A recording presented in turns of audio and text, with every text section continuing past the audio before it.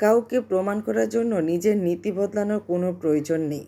যারা তোমার মূল্য বোঝে না তাদের থেকে তুমি তোমার মতো করে রাজকীয়ভাবে বিদায় নাও। সুন্দর মুহূর্ত, সুন্দর স্মৃতি, সুন্দর কিছু সময় উপভোগ করা একটা সময়ের স্মৃতি, সেটাই ক্যামেরাবন্দি করে রাখা। আসসালামু আলাইকুম, সবাই কেমন আছেন? আশা করি সবাই খুব ভালো আছেন। আলহামদুলিল্লাহ, আমিও ভালো আছি। এই যে সুন্দর সুন্দর মুহূর্তগুলো, সুন্দর সুন্দর কিছু ভিউ, কিছু স্মৃতি, এটা একটা সময় আসলে স্মৃতি হয়ে থাকবে। এত সুন্দর একটা পুকুর ঘাট, এটা দেখে কার না ভালো লাগে। এটা আমার ছেলে বলে লেক, আমার মেয়ে বলে নদী। কি আশ্চর্যর বিষয় তা না? আর এই পুকুরে আমরা, এই পুকুরটা না, এরকম পুকুরে কত গোসল করেছি। তো আমার ছেলে মেয়ে পানি ধরতে ভয় পাচ্ছে। আমার মেয়ে তো একটু পানি ধরবে, সে ভীষণ ভয় পাচ্ছে।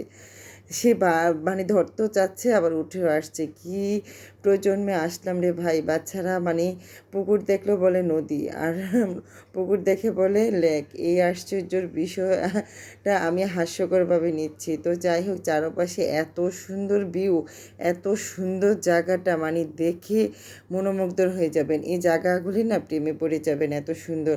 যদি হালকা মানে রৌদ্র থাকে বা বিকেল টাইমে এই জায়গাগুলির মধ্যে না ঘুরতে বেশ ভালো লাগবে।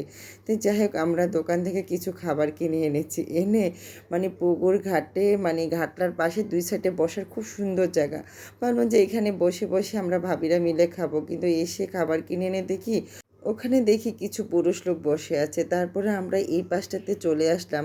পুকুর ঘাটে না খেয়ে পুকুর পাড়ে দিয়ে এই সাইডটাতে ব্যাগ ঝুলিয়ে ঝুলিয়ে রেখে আমরা আইসক্রিম, কোল্ড ড্রিঙ্কস, তারপরে হচ্ছে সিঙ্গারা, পুরি, পানি, এরকম খাবার খাচ্ছিলাম দাঁড়িয়ে দাঁড়িয়ে। তো ভাবিদের সাথে আমার মেয়েও আছে। তো আমরা তিনটা ভাবি, আমার মেয়ে মিলে আমরা খাচ্ছি, আর হচ্ছে আমি একটু একটু করে ভিডিও ক্লিপ নিচ্ছি। তো প্রচণ্ড রৌদ্রের মধ্যে হালকা মৃদু বাতাস ছিল, খেতে কিন্তু বেশ ভালো লাগছিল। তো এত সুন্দর একটা জায়গার মধ্যে খেতে কার না ভালো লাগে বলেন, কিন্তু রৌদ্রের তাপটা একটু বেশি ছিল। তো ভাবিরা আসলে ক্যামেরার মধ্যে আসতে চাচ্ছিল না। তো আমি বললাম যে আপনাদের ফেস দেখাবো না, জাস্ট একটু ভিডিও ক্লিপ নিয়ে স্মৃতি রাখার জন্য। তো তাদের অনুমতি নিয়ে আমি এতটুকু ভিডিও করেছি। আমি কখনো কোনো ভাবিদের কোনো আশেপাশে কারো ভিডিও করলে তাদের অনুমতি ছাড়া কখনই আমি করি না। আর দেখেন কি সুন্দর একটা জায়গা না? এটা কলেজ, পাশে হাই স্কুল, তারপরে হচ্ছে প্রাইমারি স্কুল, চারপাশে ঘুরানো, এত সুন্দর একটা জায়গা। মানে বলি না, এই জায়গাটা প্রেমে পড়ে যাবেন। এখানকার মানে চারপাশে যেই রকমই হোক এলাকাটা, কিন্তু ভিতরের পরিবেশটা এত এত সুন্দর, মানে এত এত ভালো লাগছে যে কি বলবো। আমি কালকে গিয়েছি মাত্র এই ভিডিওটা একটু করে রাখার জন্য স্মৃতি হিসেবে। এত ভালো লেগেছিল, কিন্তু যাই হোক, আমার ছেলেকে আর ক্যামেরাবন্দি করতে পারিনি।